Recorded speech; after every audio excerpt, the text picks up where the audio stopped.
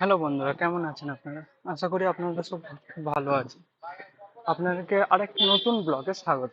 এই ব্লগে বিশেষত কোথাও ঘুরতে যাওয়া নয়, আমি এক জায়গায় অ্যাপ্লাই করেছিলাম, সেখানে ইন্টারভিউ দিতে যাচ্ছি, সেটা নিয়ে ব্লগ।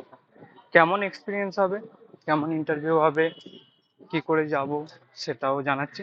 মাঝেরহাট থেকে ট্রেন আছে, ট্রেন ধরে পার্ক সার্কাস যাও, পার্ক সার্কাসের পর থেকে পার্ক সার্কাস ওখানেই মানে ইনস্টিটিউটটা আছে বলে। কোন ইনস্টিটিউটে যাচ্ছি সেটা কিছুক্ষণ পরে আপনারা দেখলেই বুঝতে পারবেন। এই আমরা রেল স্টেশনের ভিতরে ঢুকেছি, টিকিট কাউন্টারে যাই, টিকিট কাটি, তারপরে আসছি। আমাদের টিকিট কাটার কাজ শেষ, কিছুক্ষণ পরে ট্রেনে উঠবো। 3 নম্বর প্ল্যাটফর্মে গাড়ি আছে, যতটা জিজ্ঞাসা করে জানলাম 3 নম্বর প্ল্যাটফর্মে যাচ্ছি। যাওয়ার পরে ওখান থেকে ট্রেন ঢুকবো। যেটা থেকে এন্টার করছে ওটা 1 নম্বর প্ল্যাটফর্ম, যতক্ষণ আমি জানি। তারপরে ওই পাশেটা 2, তার পাশেরটা 3, এভাবে প্ল্যাটফর্মগুলো ভাগ করা আছে। চল 3 নম্বর প্ল্যাটফর্মে যাওয়া যাক, গিয়ে ওয়েট করা যাক।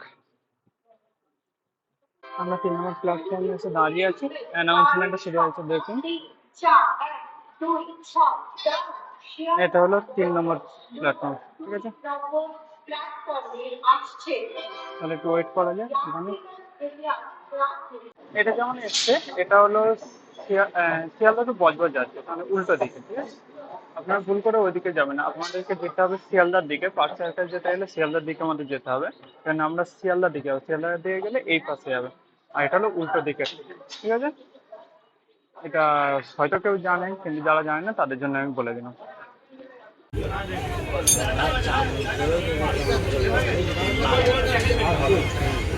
মানে পার্ক সার্কাস স্টেশনে নেমে পড়েছি। কিছুক্ষণ আগে একটা ক্লিপ দেখেছিলাম আপনাদের, ওটা ট্রেনের ভিতরে জানি কেউ তাস খেলছে, কেউ বা সিগারেট খাচ্ছে। তার কারণে এত লোকের মাঝখানে ইন্ডিয়ান রেলওয়ের এরকম সার্ভিসের জন্য মানে বেশিরভাগ লোকে ট্রেন ইউজ করতে হয় না, ঠিক আছে। আমাদের এত কাজ না, আমরা যেখানে যাচ্ছি সেখানে যাই, যাওয়ার পরে আপনাদেরকে কি হবে না হবে সেগুলো সব জানাবো, ঠিক আছে। যেমনটা আপনারা দেখতে পাচ্ছেন, আমি আমার কম্পিউটার স্ক্রিনে চলে এসেছি। এর অর্থ আমি বাড়ি চলে এসেছি।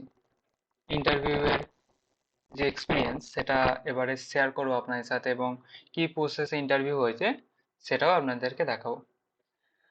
যেহেতু আমার ইন্টারভিউটা আজকের আলামিন মিশনে ছিল, সেই জন্য আপনারা সবাই এর আগে ভিডিওতে দেখেছেন যে আলামিন মিশনে ইন্টারভিউ ছিল।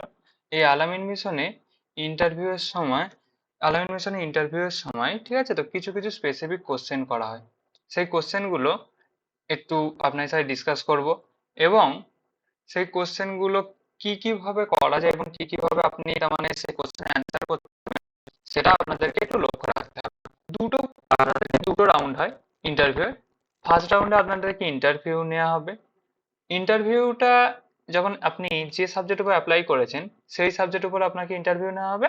তারপরে আপনি যদি ইন্টারভিউয়ে কোয়ালিফাইড করেন, ওদের যারা ইন্টারভিউ নিচ্ছে তাদের মতো, তাদের তেমন ইচ্ছা মতো যদি কোয়ালিফাইড করেন, তাদের একটা কাট অফ থাকবে, সেই কাট অফে যদি কোয়ালিফাইড করেন তাহলে আপনাকে সেকেন্ড স্টেজে আপনাকে নিয়ে যাওয়া হবে। সেই সেকেন্ড স্টেজে ওদের একটা হায়ার অথরিটি আপনাকে আপনার স্যালারি এবং ওয়ার্কিং প্লেস দুটো জানিয়ে দেবে।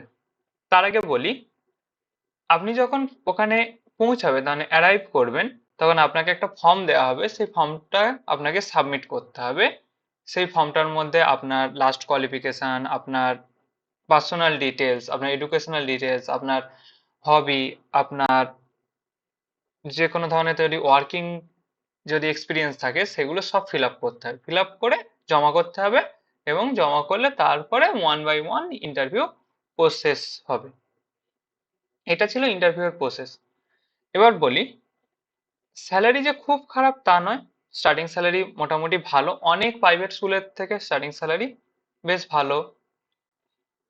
এখানে যে ইন্টারভিউটা আমি দিয়েছিলাম, ইন্টারভিউটা পুরোটাই ইংলিশে কন্ডাক্ট হয়েছে। ইংলিশ, কিছু কিছু বেঙ্গলি ইউজ করেছি, কিন্তু বেশিটাই ইংলিশে কন্ডাক্ট হয়েছে। এই ইংলিশে কন্ডাক্ট হওয়ার জন্যে আপনাদের একটু ইংলিশটা ঠিকঠাক থাকতে হবে। লক্ষ্য রাখতে হবে যেন ইংলিশটা যেন ঠিকঠাক থাকে আপনাদের, যে বলতে গিয়ে কোনো ধরনের প্রবলেম না হয়, ওদের কথা বুঝতে কোনো ধরনের প্রবলেম না হয়। আরেকটা হলো কনফিডেন্স খুব বেশি প্রয়োজন। যদি আপনি ইন্টারভিউ দিতে যান, যে কোনো ইন্টারভিউ এর জন্য আপনাকে বলছি, কনফিডেন্স খুব প্রয়োজন। আর যেহেতু আপনি এখানে একটা স্কুলে কাজ করবেন, সেই জন্য স্কুলের টিচারদের মতো করেই আপনাকে একটা কনফিডেন্স দরকার। নয় ওই যে 50টা বা 100টা স্টুডেন্ট থাকবে, তারা কিন্তু আপনার উপর হাবি হয়ে যাবে, আপনি তাদের উপর হাবি হবেন না, আপনার কথাই তারা শুনবে না, আপনার উপর তারা হাবি হবে। এটা আমার নিজের এক্সপিরিয়েন্স থেকে আমি বলছি। এই ইন্টারভিউটা আমার খুব ভালো হয়েছে, প্লাস সিলেকশনের জন্য আমি সিলেক্টও হয়েছি, সিলেকশন প্রসেসে আমি সিলেক্ট হয়েছি। কিন্তু যেহেতু আমার খড়গপুর আলামিন মিশনের যে স্কুলটা আছে, সেই স্কুলেতে আমার দিয়েছিল, সেই জন্যে আমি সেখানে যেতে পারিনি। যেহেতু আমার বাড়ি থেকে কাজ করার ইচ্ছা আছে, তাহলে বাড়ি থেকে ওয়ার্কিং করার ইচ্ছা আছে বলেই আমি যাইনি। যদি কারোর তার মানে বাড়ি ছেড়ে তার মানে ওখানে গিয়ে কাজ করার ইচ্ছা থাকে, তাহলে করতে পারে, কিন্তু ওরা খাওয়া দাওয়া প্লাস আপনার থাকার জায়গা প্রোভাইড করে দেবে। এই দুটো নিয়ে আপনাকে কোনো চিন্তা করতে হবে না। তাহলে আপনাকে পুরো ইন্টারভিউ এর যে প্রসেস এবং ইন্টারভিউ এর যে এক্সপিরিয়েন্স যেটা শেয়ার করব বলেছিলাম, সেটা আপনাদের সাথে শেয়ার করলাম। যদি আপনাদের কোনো আরো যদি কোয়েরি থাকে, তাহলে কমেন্টে জানাতে পারবেন। আমি আশা করছি আপনাদের কমেন্টের অ্যান্সার দিতে পারবো। তাহলে আজকের ভিডিও এই পর্যন্ত। আবার দেখা হবে আপনাদের সাথে অন্য একটা কোনো ভিডিওতে। সবাইকে আসসালামু আলাইকুম।